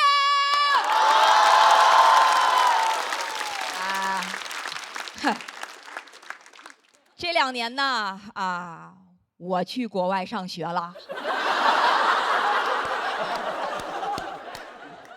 每天都在吃白人饭。蒙恩呐，兄弟呀，你还有3个月啊，就走了，咱现在就该吃点啥吃点啥吧。哎呀，我最近回上海发现，上海也开始流行吃白人饭了。我去吃了，不是很正宗，因为太好吃了。就国外那个正宗的白人饭，没有调料，没有味道，没有活下去的必要。白人饭的菜，那是真生吃啊，生芹菜、生西兰花、生菜花，吃到后面你都不用自己物化自己，这就是纯牛马。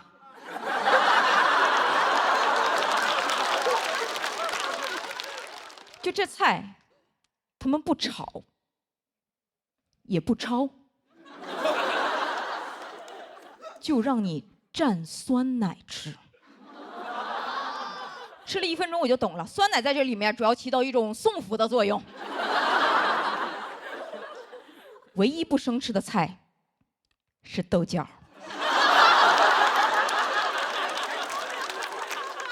咋不能生吃呢？吃死多好呀！死了我在黄泉路上，孟婆还能给我喝一口热汤，也是过上了一种向往的生活。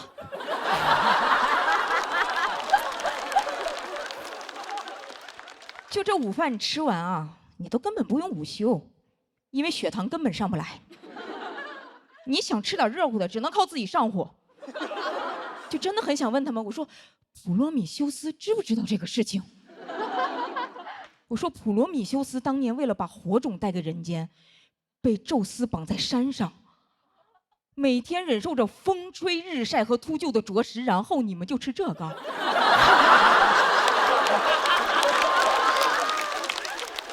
我说那普罗米修斯他自己晒得久一点，秃鹫吃的都比你们热乎。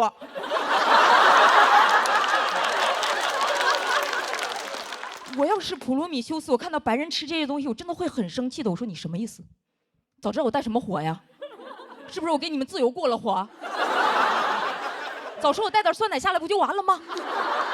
哇！但是后来呀，我确实就开始自己做饭了，为了活下去，也为了吃口热乎的。朋友们，中餐是真好吃啊，但做中餐真的好费时间呀！我要做一顿午饭。我得洗切煮炒炖吃，洗，因为第一个洗是洗菜，第二个洗是洗锅碗瓢盆菜碗和灶台，等好不容易收拾完了，我坐在那，该做晚饭了。根本没有时间忙自己的事业，还有爱好。我朋友问我说：“英宁，哎，你现在在国外上学还是上班？”我都不好意思，我说在家上菜。现在主要在西方展示一些新东方。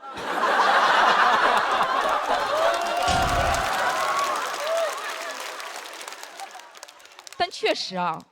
我实话实说，那一段密集做饭的时间，天天做，顿顿做，我一下就理解了我那个老母亲。就我印象中，她年轻的时候总是特别的焦虑。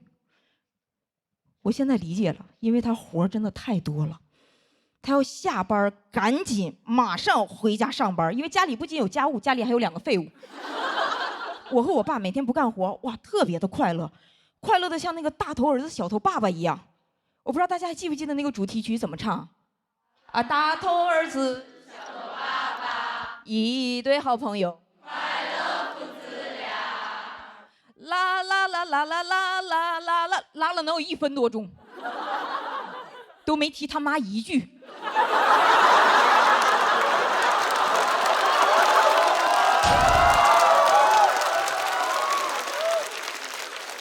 我不知道，还以为讲的是一个单亲爸爸的故事。我点进去一看，我的妈呀，有妈呀，叫维俊妈妈。我说大头儿子小头爸爸，维俊妈妈。我说妈妈怎么了？妈妈是没有头吗？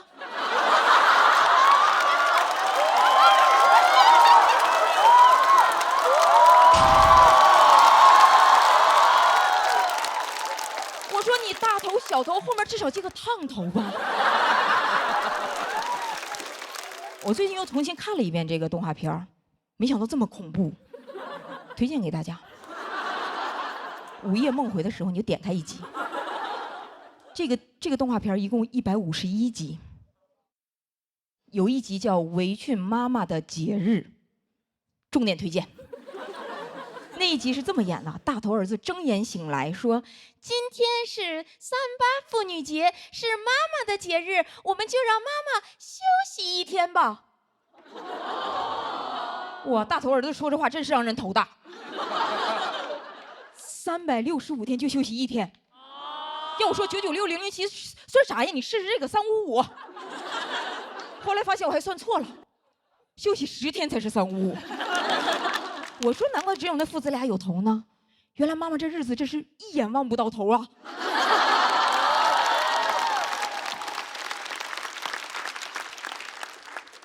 妈妈甚至都没有一个病假啊！有一集围裙妈妈在家做饭累到晕倒，父子俩赶紧跑过来关心说：“围裙妈妈，你可不要死啊，我们还没有吃晚饭呢。”我一个字都没有篡改过，我说：“所以妈妈不是不能死，是只能饭后死。我要是围裙妈妈，我就做顿生豆角，大家一起死。”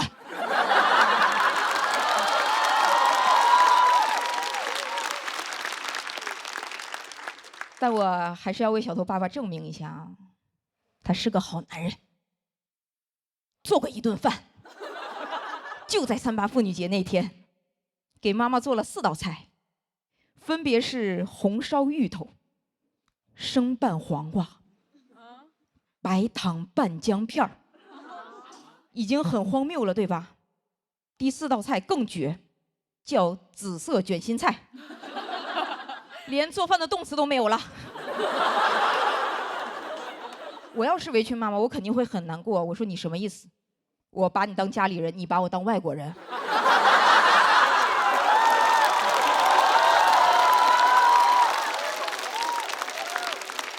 你给我做4道白人饭，白糖拌姜片啊，朋友们，白人都不这么吃啊。比白人饭还难吃的饭，就是这份男人饭。谢谢大家，我是英宁。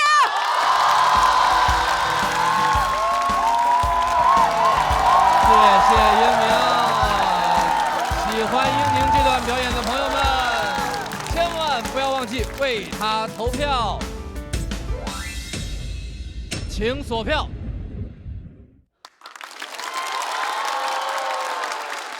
我们掌声再次送给英宁。谢谢，我这个人有点人来疯，对不起大家。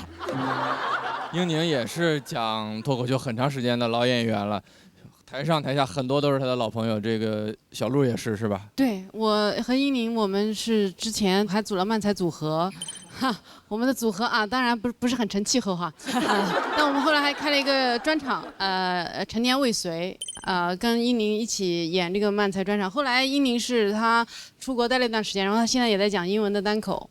我觉得他是不断的持续的在进化，而且我觉得他的每一次舞台表现都能看到那种特别蓬勃。我觉得他刚刚非常顶，以后就跟蒙恩在北美组漫才了。那要不先问问田真姐吧，马上也要去吃白人饭了，说我有点恐怖，又要更瘦了是吧？就是我很喜欢他这个结构，就是前面讲白人饭的事情，中间讲了一堆其实就是家庭分工的问题，然后最后又回到了白人饭这个话题点上，所以结构是非常巧妙的。其次，我觉得整个英宁的表演里面有一种非常酷的气质，你是个很酷的人，谢谢田真姐，对你所有的表达都让我觉得你超酷的，就是你很有观察。然后我刚才我听你讲，我有一点想起去年戴维讲过的一个关于童话，好像田螺姑娘。他也是说，现在看《田螺姑娘》其实是个很可怕的故事，所以我就想，原来大头儿子跟小头爸爸现在看确实是也是蛮吓人的，但是你小时候意识不到，是的，所以就觉得很有趣。可能我们过去认为的很多东西，你现在来看已经是完全不同的视角，完全不同的感受了。所以我觉得你有这个观察角度很妙。是的，这就是脱口秀如果能帮助到大家，至少能帮助到大家的一点。那至少是不是，如果我们有了小朋友，可以选择看一点别的，更符合当下一些大家想法的东西，对吧？大林，你小时候看过这个动画片吗？看过，确实看过。确实，当时没觉得不对劲。咱们实话实说，确实都是这种感觉，对。他那大头儿子我就觉得不对劲，我没见过那么大头的人，是吧？直到后来认识杨永祥呢，他也挺大的。我说实话，真的，我看您这演出啊，别闹了，这个蒙恩，赶紧出国吧，出国太有用了。行。没有，是什么呀？因为我也是今天第一次看您的表演，我发现您说话的时候有一习惯，您特别喜欢这么瞧人。365天就休息1天，这么有点做贼心虚的那种。不是，就是有点那个感觉。然后呢，多少有一点儿，我认为可能也是我这人小心眼儿，我会觉得有一些攻击性和咄咄逼人。但是呢，你说的每句话又都在理，就是我一看你这样一说，我觉得他这人怎么这样？但是说那话了，但是反驳不了，他说的句句都对。到最后，我觉得完全折服于您的这一切的文本和表演。谢谢郭老师，谢谢大林，大鹏导演也是频频称赞哈，太棒了。我回去得看一遍回放啊。我以为是回去要再看一下大头儿子和小头爸。小的时候看不觉得哪儿有问题，这么一说的话，感觉好像是编的。但你说一个字都没改的话，我觉得确实它是一个思潮，就是我们现在对过去的一种反思，一个进步，特别了不起的表演，谢谢你。谢谢大鹏老师。英宁，我有一个事儿嘱咐你啊，只身在国外想吃口好的不容易，英宁啊，下次出国可以带点我们新上市的统一春福焙茶，采用3重焙火工艺，焙香醇厚，喝上2口啊，香的隔壁普罗米修斯都馋哭了。谢谢英宁非常精彩的表演，英宁也是赢得了气氛组的满票。我们请蒙恩也再次回到舞台上。2个人可能下半年就要去这个国外组漫才了，但此刻还是要先分高下，好不好？我们看一看这个对决最终的结果如何。比我第一次上节目都紧张。我还是挺焦虑的，因为紧张嘛，你2年没有回来了，然后你的创作有没有更进步，其实都是一个未知的。这一轮真的是太精彩，太好看了，就是让我们这一轮的结尾变得非常的有意义，因为他们讲内容居然也是彼此 call back， 而且2个人都很炸，所以我觉得是一个很圆满的一个这一期的结局吧。英宁在台上她爆发出来的那个潜力，我简直感觉跟我生活里见到的她，或者平时我在开放麦舞台见到的她，完全换了一个人，就好开心啊！就是哇，她居然可以这样。杨蒙恩的表演实在太好笑了，真的太好笑了。他一上去我就知道稳了，太稳了。他是真正的战士，他是越到这种危险时刻越能迸发出来能量的人。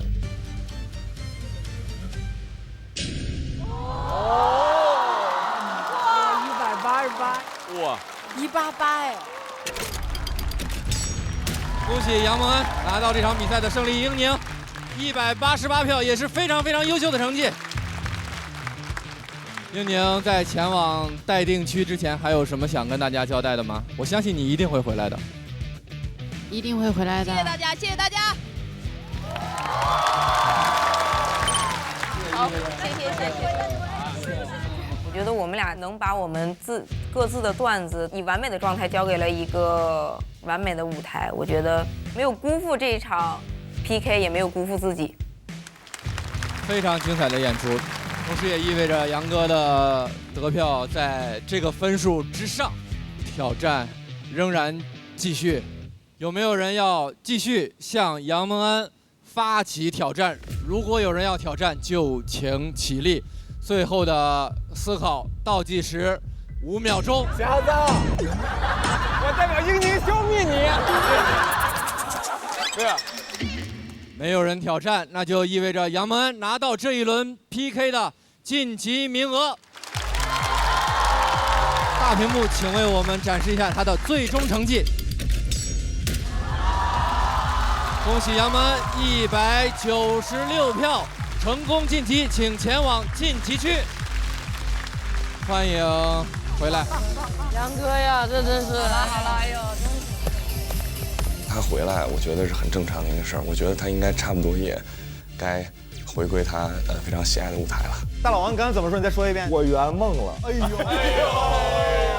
我终于看到杨门录制节目那个状态了，那个满 buff 满状态版的杨门，原来只能在电视上看到他愤怒的晃着脑袋在那讲，终于能看到真实的他那个满状态。我天天给你讲，现在我跟你说，我现在这 buff 也快满了，这不愧是队长，不愧是队长，回来了。兄弟啊，别有压力，做人最重要的是开心。开始，您今年还会哭吗？这个我稍等。兄弟啊，别有压力，放开玩，遍地是大王，还有大老王。你说他压力都那么大了，你怎么还天天开大呢？你看看你，让我一顿好找。哎呀，兄弟，别有压力，放开玩 ，Why not？ 快乐只需要3步：第1步，拿一瓶乐宝啤酒；第2步，拉开瓶盖；第3步，干杯。来瓶乐宝啤酒，快乐一拉就有，有啥事儿喝了再说。哇，好东西，我就喜欢乐宝啤酒。不过能先帮我看看，我眼睛里好像进东西了。别有压力，做人最重要的是开心。揉了1天了 ，Why not？ 至此，团队火拼赛的第1期就结束了。让我们再次恭喜本期晋级的所有演员，其中有好多位也已经得到了观众朋友们冠军的呼声了。我相信，今年所有人都是来势汹汹，今年的比拼也会更加激烈。我们来看一下本场最后的得票情况。我们恭喜所有晋级的演员，同时恭喜嘻哈201票获得本期的最高分。一口春福，茶香倍儿足，统一春福无糖茶授予你，让观众快乐加倍奖，并且为你准备了惊喜福利。我老是觉得这像一场武林大会，来自全国各地的武林高手在一起过招。大家都有自己门派的武功，有的人擅长用刀，有的人擅长用剑，还有人可能吹着笛子在飘。这一季其实有很多新人是让人很惊喜的，感慨说，哎呀，这现在的这个年轻人啊，真的是越来越厉害了。待定区不说星光熠熠，但大家都是熟人嘛，都是老朋友了。去年在台上见，现在在台下见，我觉得节目嘛，新一季旧一季，我们老演员也会继续努力，因为这个行业最好的一些演员会始终出现在这舞台上。所以我们看似是对手，实际上是最懂彼此喜剧的感觉的一些人。我们有相同的喜剧的爱好，我们有相同的这些个审美，我们才会聚在一起，聚在这个喜剧的形式里面。所以我非常乐意看到大家比赛之中和和气气的，输了就无所谓了。那改天我也给你开场，你也给我开场，大家还是一块拼盘演出。我觉得这是一个非常非常好的事情。其实我觉得这就是单口喜剧最有魅力的地方。这个圈儿的人，我觉得都是很善良真诚的人。然后大家在面对其他人的，你能感觉到他有一些不安全感出现的时候，你就很想去温暖一下他。强兵手下无弱将嘛，因为他们这样的状态，所以新人演员才有更亢奋的状态和更好的状态来去跟随。所以我不认为它是所谓的群像，它更像是互相在托举，然后让这座山越来越高，然后让整个路越走越宽。就是任何一个行业的发展一定需要百花齐放。我觉得这好像是脱口秀行业跟很多行业的不一样，很多行业好像舞台上就只能站那么几个人，大家都恨不得把别人推下台。但在脱口秀行业里，我感觉台上的人都在互相拉彼此，希望有更多的人站上台，因为此刻大家还处于一个希望把舞台做得更大、更渗透的过程中，而我希望这件事情未来不要被改变。那咱们自己人之间比个高下，再比个高下，咱不也得服务好观众嘛？因为只有演出精彩了，这场演出的结果才有意义。我很开心，就是大家都有这个共识，然后所有的人都在往着这个方向努力，就挺好的。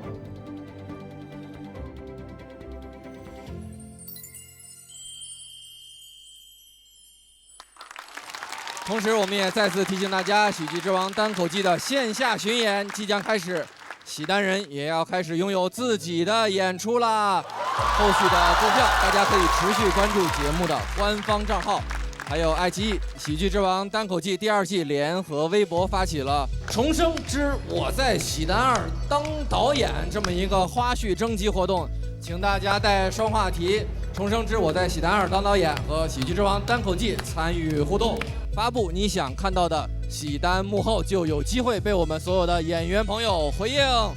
最后再次感谢今天所有的演员和观众朋友们，谢谢大家，感谢我们的气氛组组长天真姐，感谢大林，谢谢大鹏导演。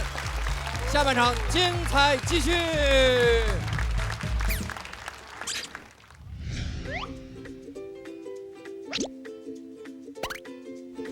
统一春福无糖茶，恭喜你获得本期比赛最高分，请用3倍语速在10秒内念完以下加冕词。春福幸运有备茶来不到，春福备茶备火香，一口春福茶香倍儿足，快乐 buff 超满足。很简单嘛，时间还很多，喝口茶吧。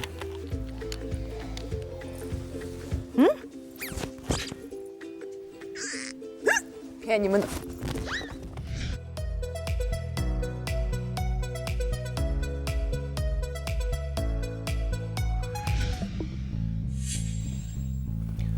我了解的差不多了，你还有什么问题吗？你们节目优势是什么呀？老选手不好笑怎么办？单口喜剧怎么入门？老师您觉得我有潜力吗？听，有问题找夸克，夸克 AI 超级狂，搜商比我高，答案肯定比我好。查数据，做选择，写方案，夸克什么都能干。那他能帮我分析段子好不好笑吗？能帮我分析单口喜剧的发展前景吗？能帮我？能，他都能。有问题找夸克就对了啊，他都能，找他。吨，快乐正上头，感谢一口春福茶香倍儿足的统一春福无糖茶独家冠名播出。现场的观众，你们快乐吗？快乐你就 vivo Life， 感谢 Live Photo 神器 vivo S30系列联合赞助播出。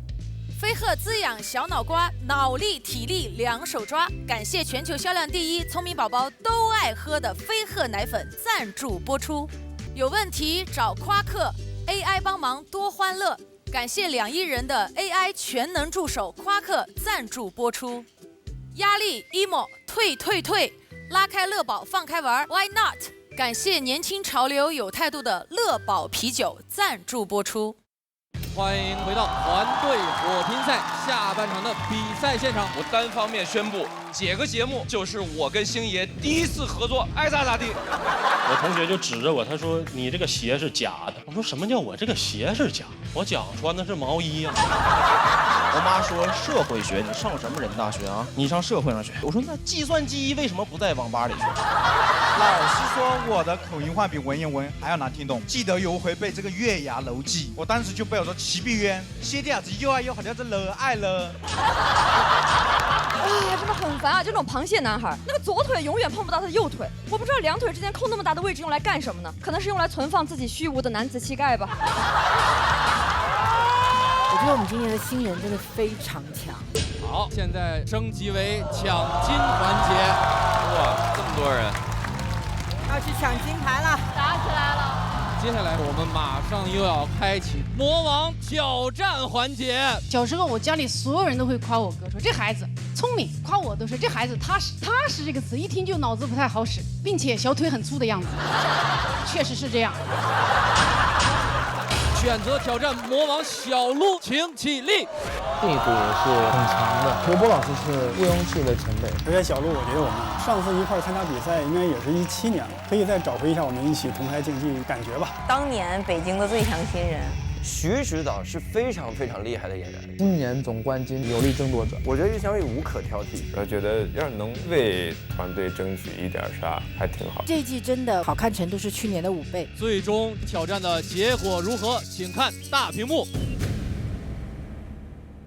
吨吨吨，快乐正上头。感谢一口春福，茶香倍儿足的统一春福无糖茶独家冠名播出。vivo 实况不用 P， 快乐全在 Life 里。感谢 vivo S30系列联合赞助播出。感谢全球销量第一的飞鹤奶粉特约赞助播出。首款定制大脑营养，聪明宝宝喝飞鹤，有问题找夸克 AI 帮忙多欢乐。感谢2亿人的 AI 全能助手夸克赞助播出。拉开乐宝放开玩 ，Why not？ 感谢年轻潮流有态度的乐宝啤酒行业赞助播出。欢迎大家来到收工了，喜剧之王，欢迎大家。感觉怎么样？第一次上节目。刚开始我讲话还是磕磕绊绊的，虽然你们也听不出来。我听出来了，咱俩你有经验，咱俩口风比较相似。大家承认那天紧张走来走去一直。我以为他新来的呢。你新来的吧？拍戏的时候开心吗？就是吃的挺饱的，反正应该不会把你剪掉，对不对？我的词儿可能被剪掉，但我人应该剪不掉，因为我挺占画面的。剪完你需要再用几个人去帮人填满。不是，这个电影变竖屏了，是为了剪掉这个人。我觉得蒙恩要难，因为他相当于重新把场子热起来。金博不是第一次参加比赛吗？说哥就是这是啥喜剧技巧？明年一上台，这个手就开始哆嗦。我说明年你说，我都疯了，为什么每个人上来都这样？咱们玩游戏，3、2、1，开始。啾。听到这个拟声词的时候，你就要做相应的动作。王源没做，没做就等于没错。对，黑灯已经站到了最后了。黑灯听力多好啊！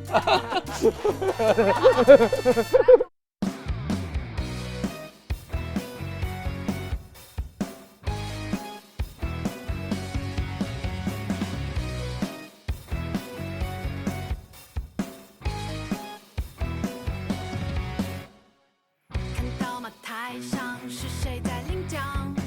不是我在角落啪啪啪领奖。你领章了一个。排队排最后，合照在最边上。一开专场，我赶场典礼就响。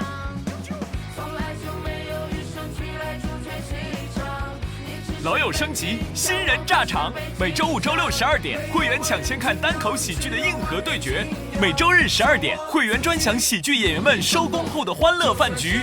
电视看爱奇艺，就用奇异果 TV 畅享高品质视听。解锁100种追踪方式，你的私人定制尽在爱奇艺综艺。来爱奇艺创作中心参与《喜剧之王单口季》第2季2创活动，赢丰厚奖金。海外用户下载爱奇艺国际版，多语言字幕，更多独家内容抢先看。上微博参与《重生之我在喜单2》当气氛组活动，分享你的节目点评。更多精彩内容尽在新浪娱乐微博综艺、新浪综艺。上百度搜索《喜剧之王单口季》第2季，精彩内容尽在百度百科，百度一下你就知道。上百度 APP 看百度热搜 ，get 更多爆款内容。上百度搜索话题《喜剧之王单口季》第2季，共同参与讨论。上新浪新闻后端搜《喜剧之王单口季》第2季，看节目更多精彩内容。